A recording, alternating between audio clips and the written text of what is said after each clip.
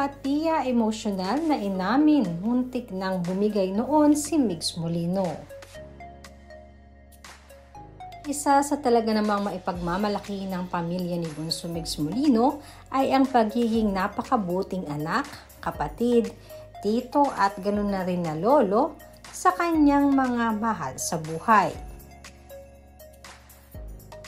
Hindi naman lingid sa ating kalaman kung paano ni Migs iti-treasure at pinapahalagahan ang mga ito.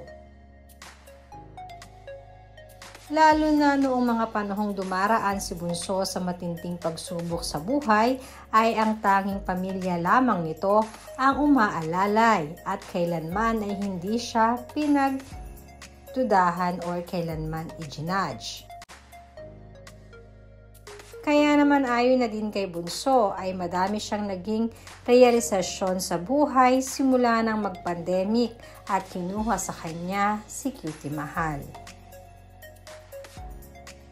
Emotional ngang na-share ni Toto at Pia na dumadaan talaga si Bunso sa napakalaking hamon sa buhay. At ito nga ang pagkawala ni Mahal. At sinubok nga di umano ng pagkakataon ang isang Migs Molino. Kaya naman sa mga nakaraang live ni Bunso, binanggit na dito ang kanyang pagiging malapit sa Panginoon ngayon. Dito daw kasi kumukuha ng lakas si Bunso upang malagpasan at maliwanagan ang mga tanong niya kung bakit kailangang mawala si Mahal sa buhay niya.